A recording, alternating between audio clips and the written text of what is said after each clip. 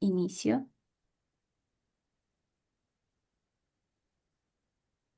Muy bien. Entonces, buenos días con todos. Es el seminario de la Red Latinoamericana del Cerebro Cuidador.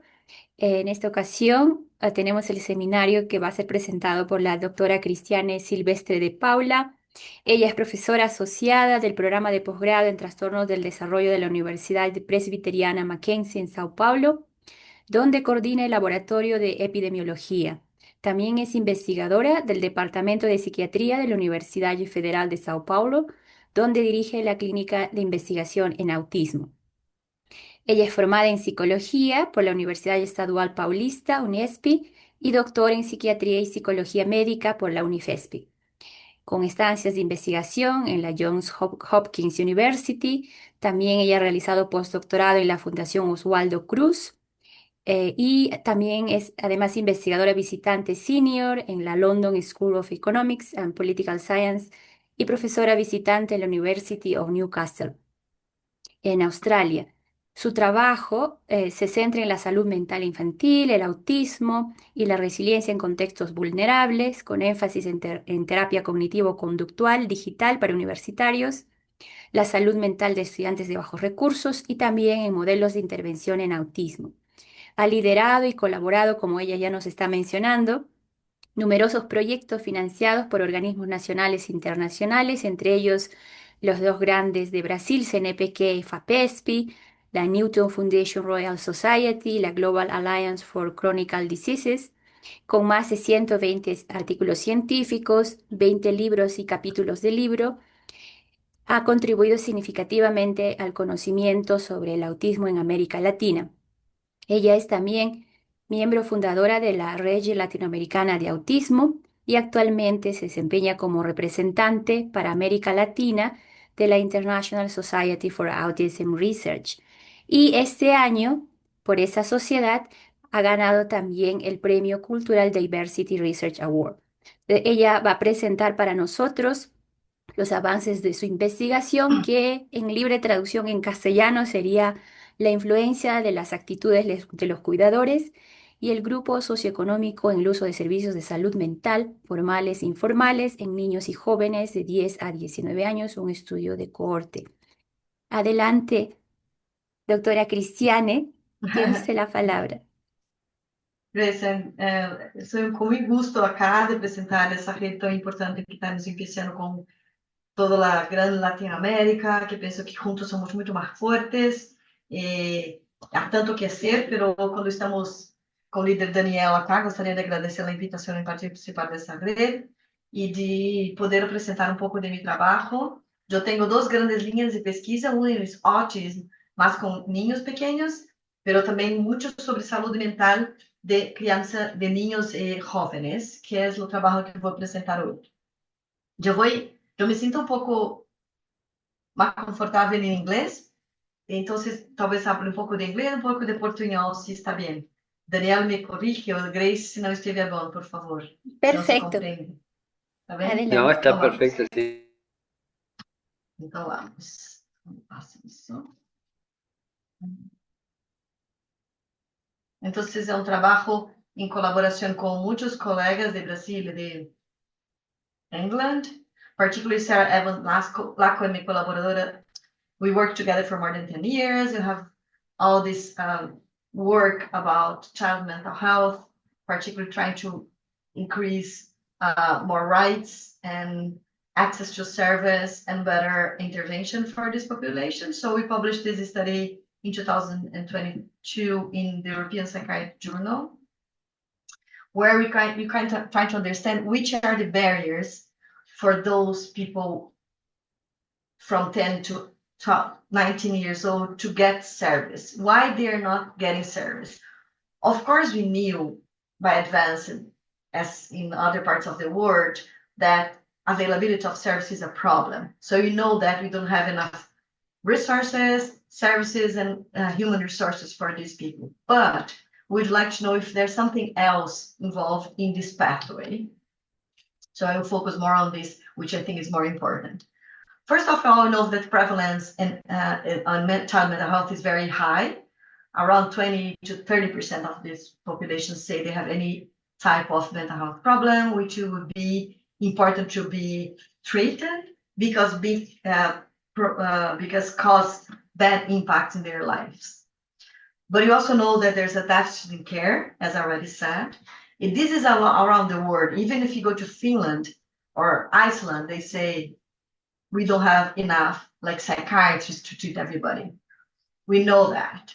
But in particular in low and middle income countries, this is obviously more pronounced. So our studies focus in Brazil as one of the representatives of Latin America. So the first point, which is important to say, is that care in mental health is complex. It's not only based on formal care, which means basically health services or educational services, which is everybody agrees that that's the main source. But from the literature, mainly from low and middle income countries, we saw that informal care can play an important role. Because of course, just because they don't have enough formal care or because there's less stigma in this informal care, many people use this. For example, they are very popular in India, as one example. But still, before this study, we didn't know anything about this in Brazil and maybe in Latin America. So you want to describe if this population are being assisted by religious leaders, self-help groups, alternative therapies. All these are classified by WHO and other agencies as informal care.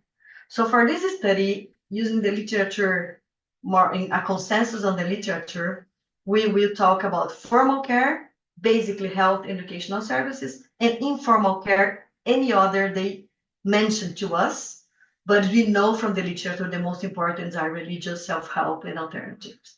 Alternatives can be anything like acupuncture and other types.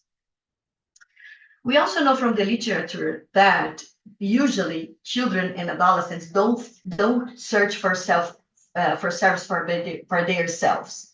So we know the caregivers, cuidadores, are the main gatekeepers. Means they take the adolescent to the service. First of all, they are the first one usually to notice that there's something wrong with their kid, and also they are responsible for taking them to service. So this study, for me, the most important thing about this study is try to understand how the role of these caregivers can impact the service use. So you try to see if there's SES, socioeconomic status. I will say SES when I say about that, will influence the search of help for their kids. We also want to know about if their own mental health could impact they taking their kid for the service. Why? Because if they are like depressed, some data say that because they're depressed, they're not paying attention to their kid, they don't realize the kid needs help and they don't take it to the service. Other literature say because they are very anxious, they really think their kid also has problem and they take them to the service. So the literature is like ambiguous about this, but it seems that mental health of the caregivers also play a role on this pathway. And finally, which I think is very important, is about their own perspective of mental health. So if the parent, caregivers consider mental health is not for me, never happened in my life, or they have stigma about this, or beliefs, magical beliefs that never happened, or very pessimist and negative view of mental health, which we'll call here stigma, we know that can impact their own search for help and make more than ever their pathway to take their kid to the service, right? If I think this is terrible, it's very bad, I don't think my kid will have a problem like that. I don't realize they have, and I don't search for help. So that's the main point of this study. And of course, as I said, we know that structural barrier is very important. Lack of service, lack of knowledge about mental health, quality of service, all these can be obstacles to get service. But the literature, one problem of the literature is most of the studies about service use are based on clinical sample. So which means they just understand the perspective of those who already get service, but we don't know much about those who never get service. So this study was focused on a populational design. That was why we did an epidemiological study. Another thing is that most of the literature I focus on any service. So they fail to explore details. I mean, this is very important. Can you think as a political or a gestor, a leader? For me, it's important to understand which type of service, the detail of the service, which are having barriers, not only any type of service, which is too broad, right? So for the first time, we did this very, very detailed paper, so, asking about many types of service, as I will show you soon in the methodology of this study. So in summary, that's the justification of the project. Characterizing the utilization of both formal and informal service provides a detailed picture on how youth access care in a no clinical population. Second, understanding the specific facilitators, of course, we want to see the good side as well, but facilitators and barriers linked to caregivers' characteristics allow policymakers to map systematic barriers, improve intervention effort, maximizing mental health provision, especially in low resource settings. We don't believe that the amount of money the governors from poor countries will serve for mental health will increase like tremendously. So from our point of view as researchers, if you help them to maximize the health provision, it will be a very important task for us. So that's the thing. Sorry. Yes. So we had, me and my colleagues had three main objectives. First of all, describe the type of formal and informal service they are getting, as I mentioned before. Second, to investigate facilitators and barriers to care, trying to understand, particularly about taking in consideration the caregiver's characteristics, but of course the youth characteristics as well. And the third objective is kind of a subsample, a secondary objective, but in the end was very interesting, actually. We try to understand of those, okay, most of them we are predicting they will not get service, right? Of course, because there are a lot of barriers. But we also want to know from those who get service, for those who were able to reach at least one consultation in the last year for their kid with mental health problem, do they have enough service? Do they have a good quality of service? So we know like most of them will not get, but from those who get, we would like to understand more. So the third objective was to investigate perceived barriers to care among those who had received at least some service contact. We are calling here as sufficient care. So more than just get service, we want to understand the quality of care, dreaming with having a sufficient care. Okay, so I'll talk more about methodology of this study. So this study is embedded in the cohort study called Brazilian High-Risk Cohort Study, which is very famous here. There are, I think, 5 waves already of this study. It started, I don't know, maybe 15 years ago or more. And this group are following up children and adolescents from 10 years old to above, now they're adults, in 2 big capitals in Brazil, São Paulo and Porto Alegre. So they kind of represent 2 regions of the country. So if you want to know more about the Brazilian bird cohort, high-risk cohort, the main author is Giovanni Salum. The paper was published in 2014. And in this image here, you can see what we did. We kind of map the entire city, Porto Alegre, and the entire city of São Paulo, and then randomly select schools and randomly select students from these schools. So these samples are representative, partially representative of the population. But because you want to know a lot about mental health, these samples are enriched with kids with mental health problem. So we are not talking about prevalence because they have more mental health problem than the average of the population. But the main point is here is because they have mental health problem, how much service they get, right? So the sample is accounting with 1,400 caregivers of young people. We call them primary caregivers, but it's like 95% of mothers of young people aged from 10 to 19 years old. They are interviewed regularly in person or by phone. It's a huge protocol with a lot of data of mental health, violence, SES, brain image. Is very complex, but I'll talk about my little piece inside this big cohort study. So for service use, you use the instrument called SACA, which is like the gold standard instrument for this area.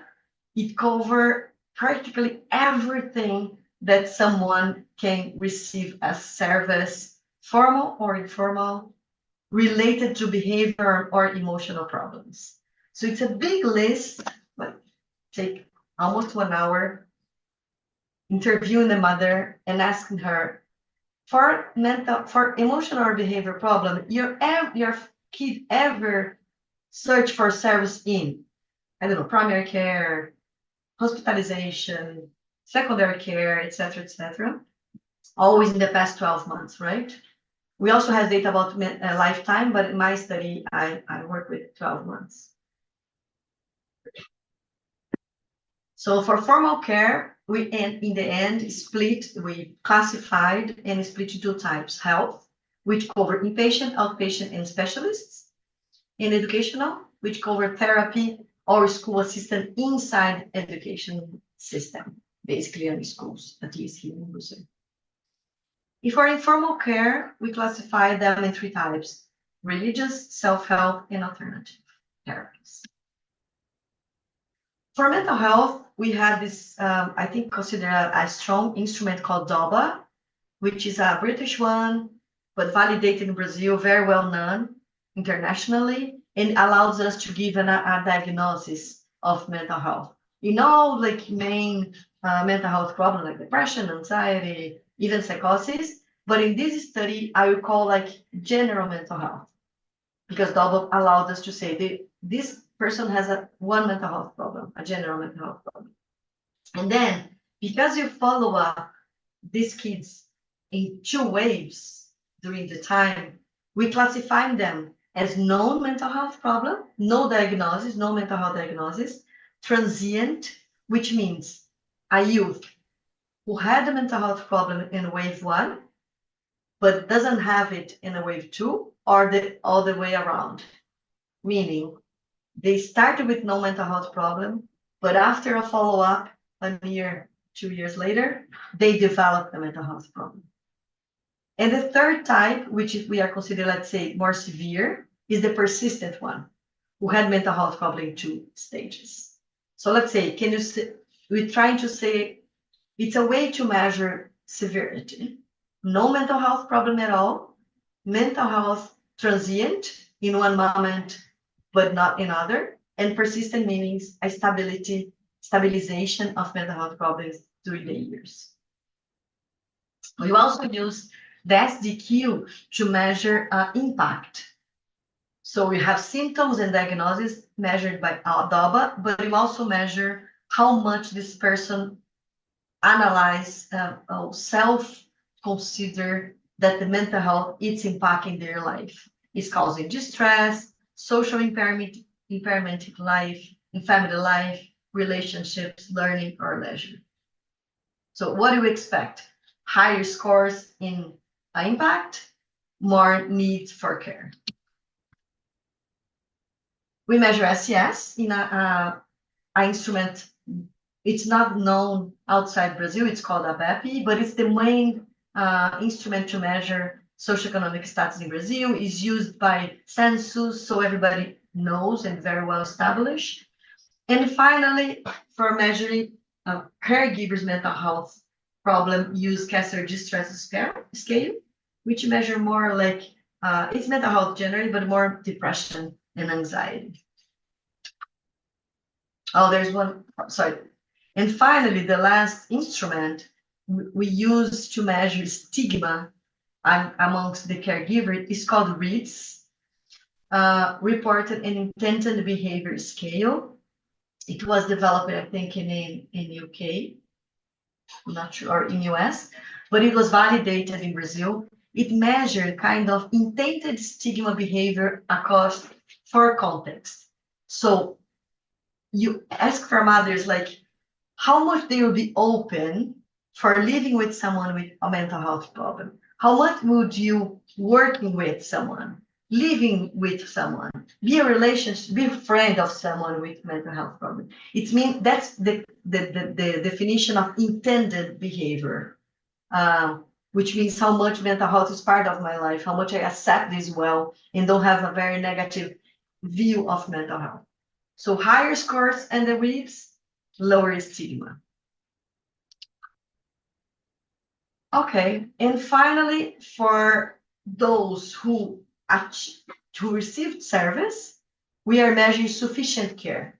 So then the SIP sample who received any type of mental health, when their kids have mental health problem, we also ask, okay, did you get enough mental health service, or you need more for your kid? And you see most of them who said, yes, we need more. And then you ask why you didn't get it. You already received some treatment. Why you didn't have enough service for your kid? And then it was an open answer. It was a lot of work because they just write down what are their experience of not receiving enough service for their kids. And then after doing a analysis, we were able to classify those in 4. Structure, which was the most common, like cost, distance, or rating list. Recognition, also known in the literature called literacy, which means how much I'm literate to understand what mental health means. Lack of trust or negative experience in getting service. And finally, anticipating stigma. Because I think people will misjudge my kids, I prefer not take them to the service. So we measure these 4. I don't have to talk much about this, but we did a very complex statistical analysis. And now I will present the main results. I don't expect you to understand this table, but I just would like to show you how the paper is. It's very detailed in terms of the table 1 is very detailed in terms of which kind of service youth received. So in the first column, you always divide this type. Full sample, but more interesting, what you really interest us are the 2 last ones, the 3rd and the 4th column. How much those kids who had mental health problem transient receive assistance, and how much those more severe, the persistent one, receive any type of service utilization. And you can see here, like only 30% of those who had like severe or persistent mental health service received at least one appointment in the last year. If you go for the transient means that they had mental health problem in one way but not another one, only 17% received any type of treatment. I try to summarize here. In general, what this table means. Across mental health trajectories, the 3 types, formal service utilization was much more used than informal, 6 to 7 times more. And those who received informal care usually were combined with formal care. This was very important for us because we were trying to understand if there are too many families outside of the system meaning they're getting some mental health support from the priest or from family member, but they are not searching for care informal system, mental health care, mental health service, such as hospitals or primary care, blah, blah, blah. But it seems that not, they're using combined. Healthcare were much more popular than educational care as well, 3 to 4 times more. And inside the health service, as expected, specialty outpatient mental health was the main source. In Brazil, you have CAPS, Centro de Atenção Psicossocial. I don't know about other countries, but these were the main, like 90% of the system happening in this type of service. And for the persistent mental health condition, most of them use health service and not educational service. Particularly about informal care, which is even if not so pronounced, it was surprisingly rare, actually. We were expecting more, but we would like to see this more carefully because you know that there's no much publication about informal care in the world. So we're trying to understand which kind of formal care they got. And we realized that 80% of informal care came from religious informal care. So, which is super important. So if you want to find this youth which needs help, they're going to churches. They're going, so priests and other leaders can be our aligned. We should talk to them and try to work together because this population are going to church, at least in Brazil. So they can be our partners in this process. About table 2, now we want to understand here which barriers and facilitators are helping these families to receive services for their kids with mental health problems. So I will just summarize that table again because it's too complicated. As expected, of course, socioeconomics is important, availability of service is important, but when you control for those who already we knew it was important, so you're trying to control for them. There's one single factor that impacts mental health service utilization, which is parental stigma. I try to read here to make it clear.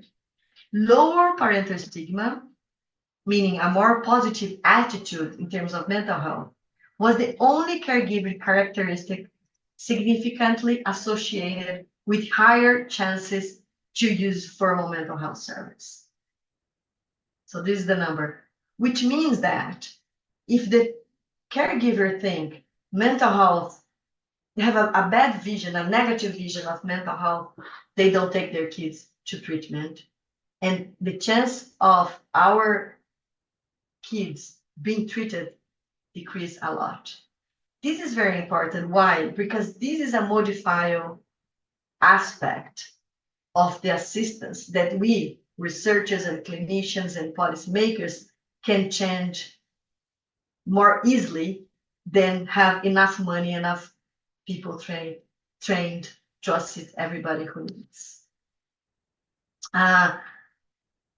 Now we want to understand which factors impact informal mental health care.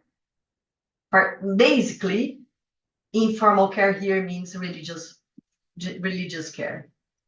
And the only caregiver variable associated with get informal care was social status. Means that the poorer families are using more informal care than those in better financial situation. And then I will try to explain my hypothesis in the discussion part of the presentation, why it happens. And then the last result that I want to show you is about receiving sufficient care. Remember? So 30% of those who need care received care.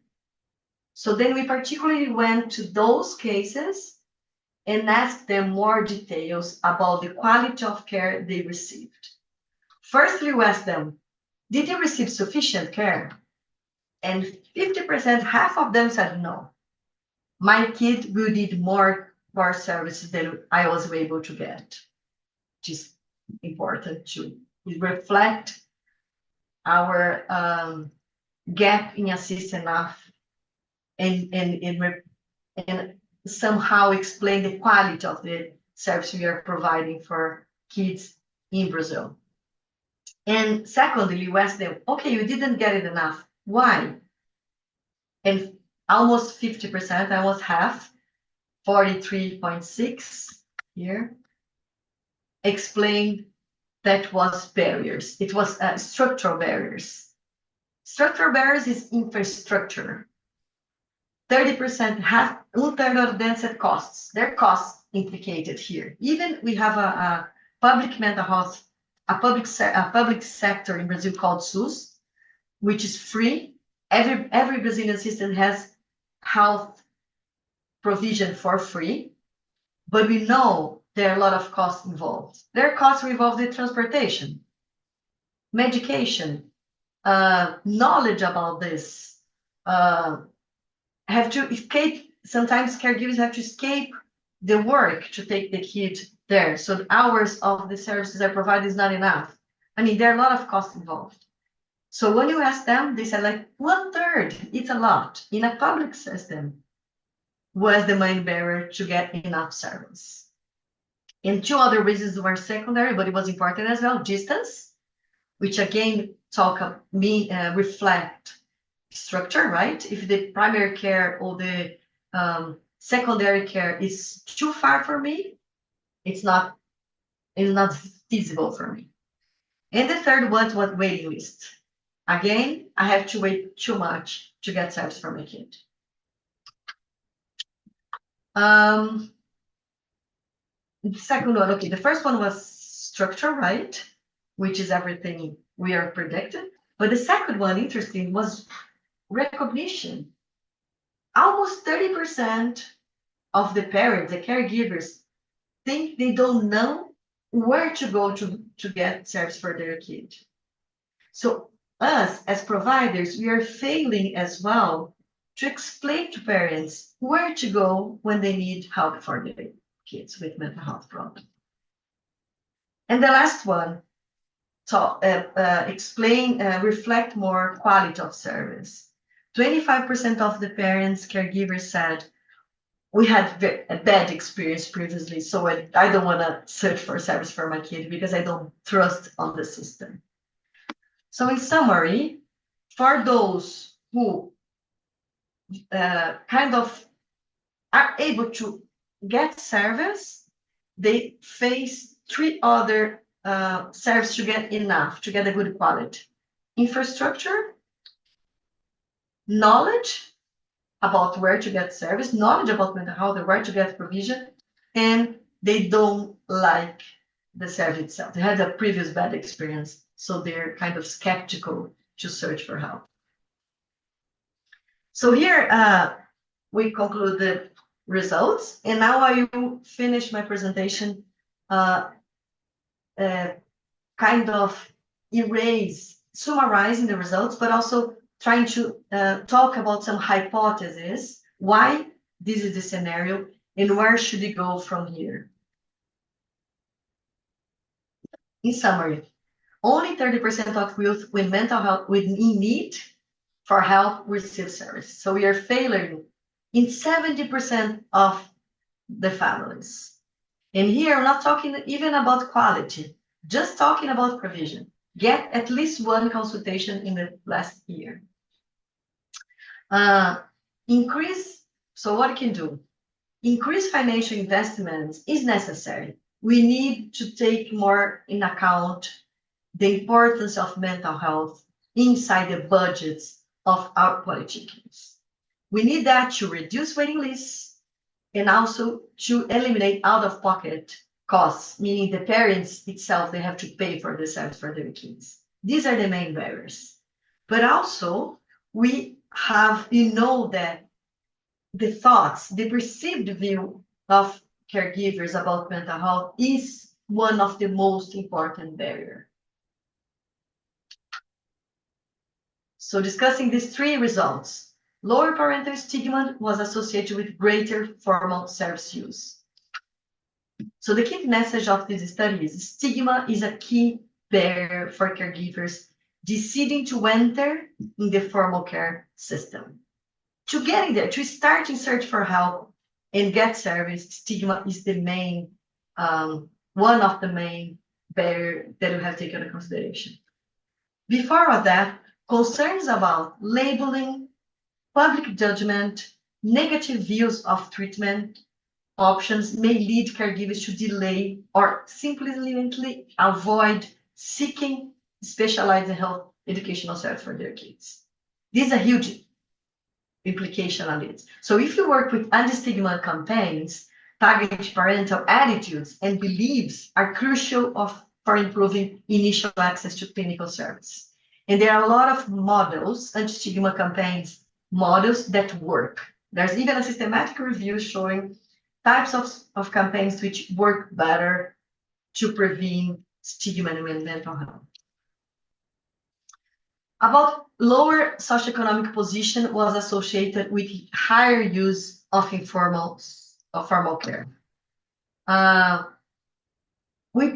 These are our hypotheses, right? Probably those families with lower socioeconomic status lives in rural areas or more distant areas for formal care.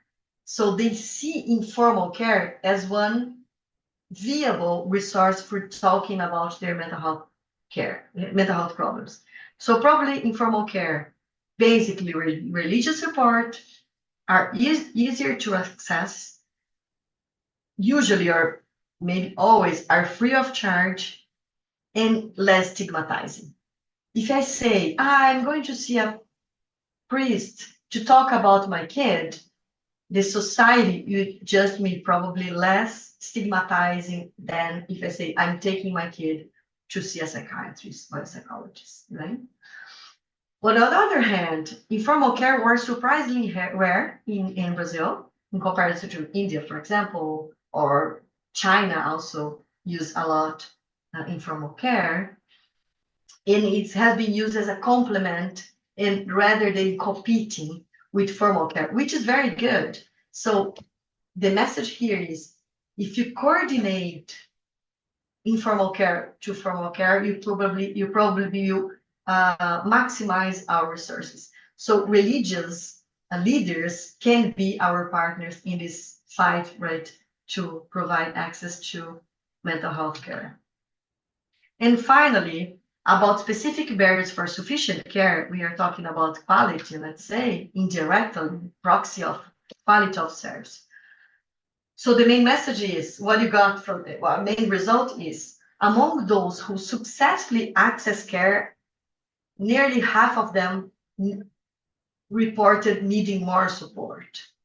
So the dominant barrier were structure. So meaning that once stigma is overcome, the parents go there and get service. Lack of resources become the most insignificant impediment. Cost, distance, and waiting lists. So the implication here would be target financial investment in mental health resources is particularly warrant for those groups reducing waiting lists and eliminate out-of-pocket costs. So let's say for everybody, caregiver stigma is the first barrier. After I be able to dominate this, the second one is really access to resources become very, very important. I think that's the message. So see, for one side, we know we are not offering enough service for everybody. Now, from the service, we can understand why we are not getting, and also we can understand which type of service they are getting and why they're not getting service. So we are using this a lot to kind of promote visibility of mental health for kids in Brazil. And I think it probably reflects the same scenario in other countries in Latin America. I think that's it. I think that's the main message. Gracias, doctora Cristiane. Maravillosa la charla. Solo para recapitular, porque han ido entrando bien tarde algunos, la doctora Sim, Cristiane ha mostrado los resultados de un proyecto bien grande realizado en Brasil, en dos regiones también grandes, Sao Paulo y Porto Alegre. Ha estudiado niños de 10 años, 19 años, un estudio de cohorte que también han realizado en otros países. Y entonces, intentando identificar cuáles son las barreras para que los chicos de esta edad puedan acceder a los servicios de salud mental. Entonces, ella ha mostrado, por ejemplo, las principales barreras son las condiciones socioeconómicas, que tiene implicancias sobre los padres puedan tener conocimientos de la salud mental específica de sus hijos, y luego también hacia dónde acceder. Una de las características asociadas al cuidador era el estigma, y uhum, también las barreras existentes a nivel estructural. Una vez que los padres superan este estigma, luego a dónde tienen que ir, y si los que van a los centros que van a ser suficientes para atender estas demandas. Una de las cosas que a uhum, mí me llamó la atención es que, doctora Cristiane, que los padres que muestran un mayor estigma, que también es una barrera para que ellos puedan acceder a los sim, servicios de atención de sus hijos, pero sin embargo deciden ir a otra forma, uhum, otro sistema informal que usted le llamó, que es la iglesia. Prefieren sim, confiar a la iglesia, ¿né? Tal vez hay una comunidad más estrecha donde ese estigma, digamos, es atenuado, no existe más. ¿Cómo sim. explican esa relación? Ah, graças pela pergunta, eu vou entender em portunhol. Esta é exatamente a mensagem. Como há muito estigma em relação à saúde mental, nossa hipótese era que eles estão recebendo serviço em outras partes. Isto é comum em outros países. Pero para cá estava menor, mais pequeno do que imaginávamos. Foram poucos raros, e quando recebiam serviços informais, também recebiam formais. Então, o que parece é que, a conclusão é que eles vão a serviços formais, pero também é muito comum em Brasil. Eu não sei em outros países da América Latina, pero me considero católico, 80% da população, pero também faço muitas outras religiões. Então, penso que os brasileiros, como que não confiam tanto no sistema e está sendo todo. O que mostra cá, eles procuram as religiões, mas também os serviços de saúde, no serviço de saúde. Mas o importante é, não temos que pelear com as igrejas, muito pelo contrário, eles estão nos ajudando. Provavelmente parece que os padres, os religiosos, dizem: ok, estamos aqui para te receber e te acolher for free, porque estamos perto de tu casa, é todo, mas é importante também que leve teu filho para o serviço de saúde. Parece que está sendo uma parceria, o que é muito bueno, la verdad. Pero é interessante, sim. Em todos os países se usa muitos serviços que les chamamos de informales. Sí, pareciera que fuese un lugar de refugio donde Sim, el estigma que sienten naturalmente. sim, Mi pregunta era normalmente ya tiene estructurado en sus conocimientos de la salud mental, de llevar a su hijo, y que luego sea catalogado como con un diagnóstico, por ejemplo, y que eso sea contraproducente para la familia, pero sin embargo ir a la iglesia no significa eso, ¿eh? Probablemente la forma perfeito. como aborda la familia, o cómo aborda la iglesia ese problema de la familia, sea distinto. Y como usted dice, sería importante establecer ese vínculo con la iglesia, que tiene una cercanía, una aproximación más directa con las familias, con necesidades, ¿no? Sim, perfeitamente, porque provavelmente se o padre não tem illiteracy, não sabe que meu filho tem um problema, meu filho é muito complicado, ou não consigo falar com meu filho, ou está fugindo de casa, todo. Eu vou a uma religião e pergunto para o padre, por favor, me ajuda a fazer isso. Isso é aconselhamento. Ujú, Então, isso que pode ser considerado um support for families. Sim, exactamente. lo que viu tem alguém para falar sobre isso, alguém que lhe apoia. Isso é considerado service também. Exactamente. É Muy bien. interessante. La audiencia quiere participar, pueden comentar, pueden preguntar. Sí, yo quería hacer un comentario y una pregunta. Bueno, primero felicitarla, qué trabajo más lindo.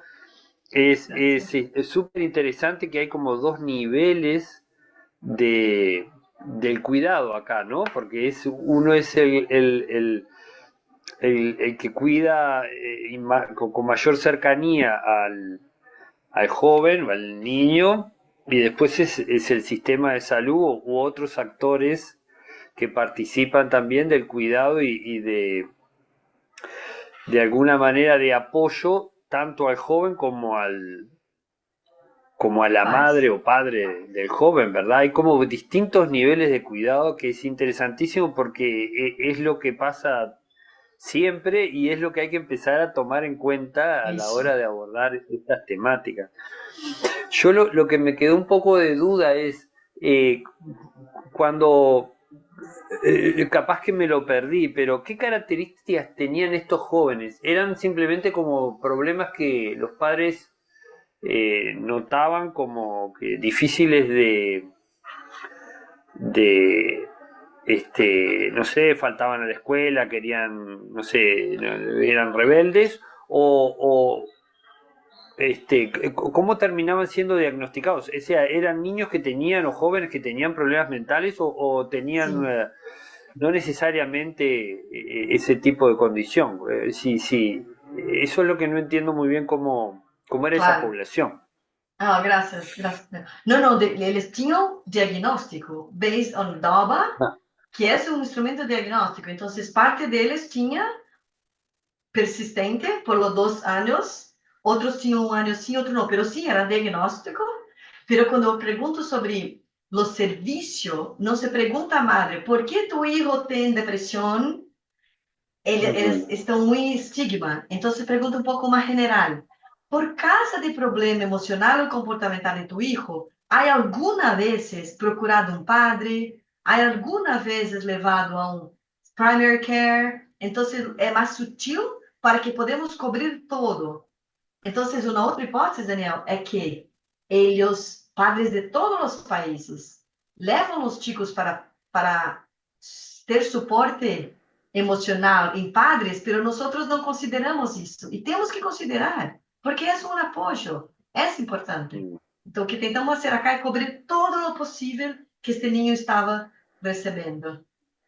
ajá. Não sei se respondi. Y sí, sí, sí. Y tienen, utilizaron alguna herramienta para evaluar, aunque sea la percepción, ya sea del joven como de los padres, de, de la diferencia entre lo formal e informal en cuanto, por ejemplo, a su percepción de mejoría y también, por ejemplo, si a la percepción de estrés que podía tener, por ejemplo, la persona en una condición de atención formal o informal. Más allá de que tú mostraste que había un porcentaje que esperaba, por ejemplo, en la atención formal, como que se quedaba con que habría necesitado más atención, digamos, ¿no? Pero en el caso de informal, por ejemplo, era lo mismo, no sé si tiene alguna Graças. información en relación a eso. Graças. Seria muito lindo fazer um estudo qualitativo e perguntar isso. Seria muito lindo, seria o próximo passo. Era o que eu queria fazer, na verdade, para ir a eles e perguntar o que se diz ser padre? Que suporte? É sentido feliz, contento? Tus problemas has melhorado e tudo, mas não temos esse dado. O que temos é que, indiretamente, sabemos que o estigma é muito maior em serviços formais. Este é muito pequeno em serviços informais, como que o Grace estava falando. Se digo que vou à igreja, é bem-vindo, mas se vou ao primary care ver um psiquiatra, não é.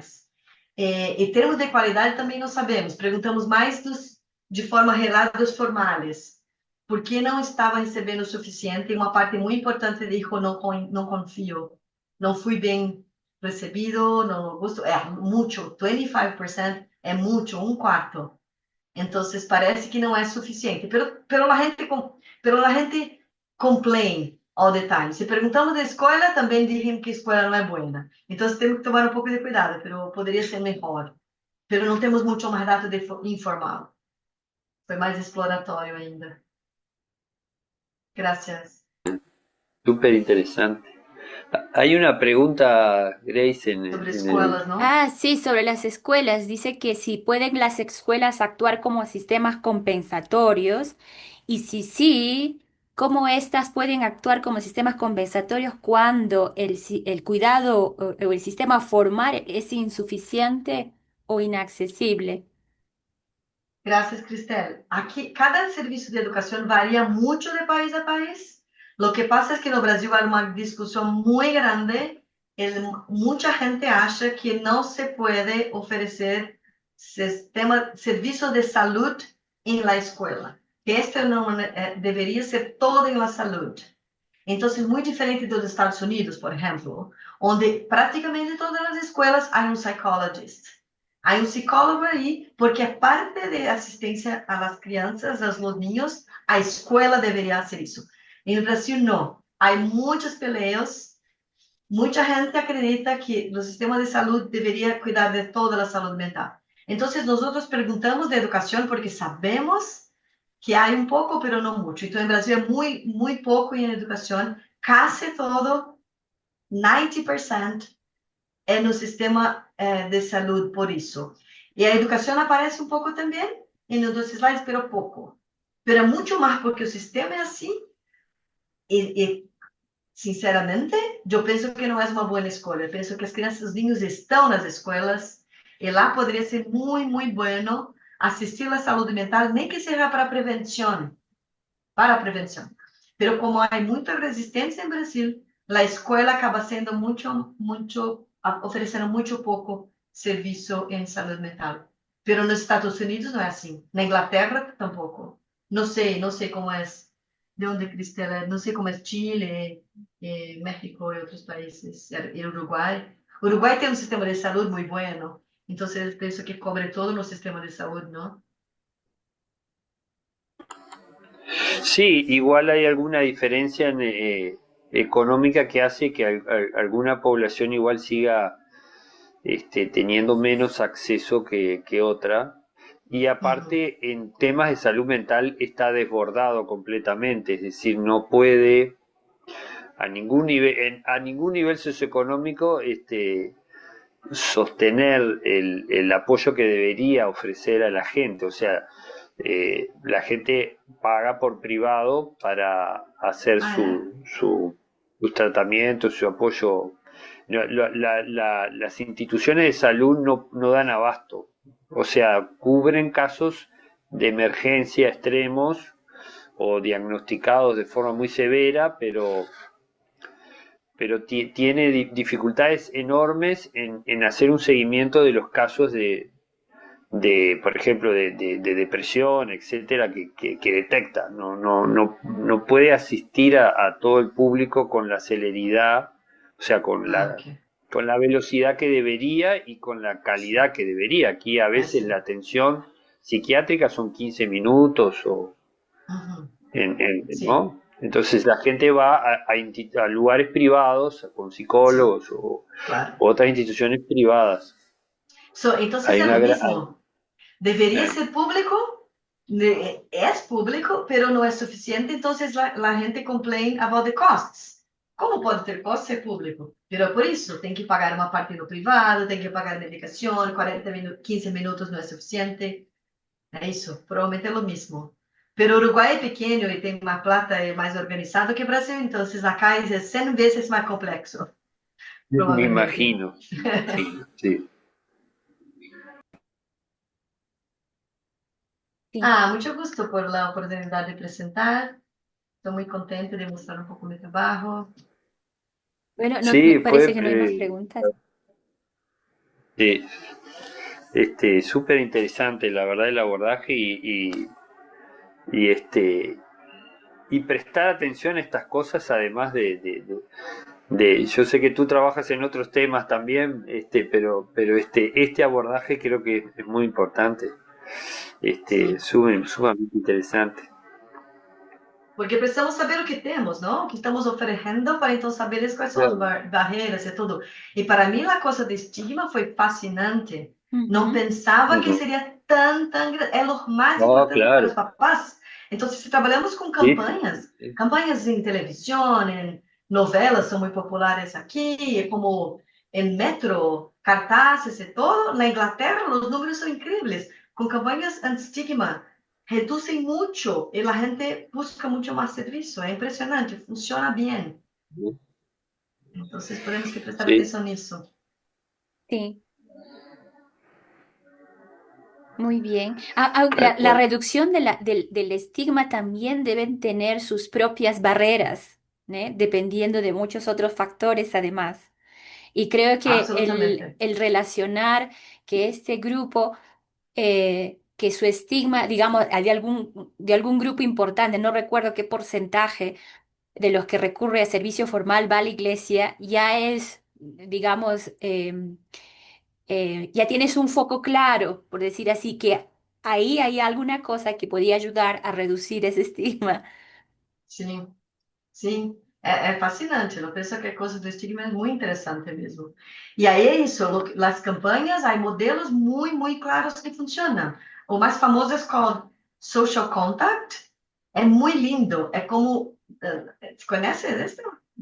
Você aproxima a gente que tem problema de saúde mental para a população e vê que não é uma pessoa louca. A pessoa simplesmente vem contar. Eu tenho bipolar. Estou aqui trabalhando tudo. Algumas vezes a vida é muito dura. Eu tenho que tomar medicação. Me sinto mala, pero eu tenho emprego, tenho família, estou trabalhando. Ou como depressão. Também tenho alegria. Também sou uma pessoa de esportes e todo. Como o Príncipe Charles, filho do Príncipe Charles, Harry, uma vez disse que era depression. Então, isso é muito importante para a gente ver que a pessoa de sucesso também tem questão de saúde mental. E isso vai diminuindo o preconceito. Ujú. Sí, sí. Mucho para pensar. Muchísimas gracias, doctora Cristiane. Muita Maravillosa graça por presentación. organização. Y gracias Prazer. a todos también por su Muitas participación. graças. Muchas Graças, gracias. Grace. Graças, Daniel, por organizar tudo. Gracias. Bueno, Hasta a próxima. Hasta pronto, Adeus. nos vemos. hasta la Chao, Até próxima. chao. pronto. Chao, Tchau. chao.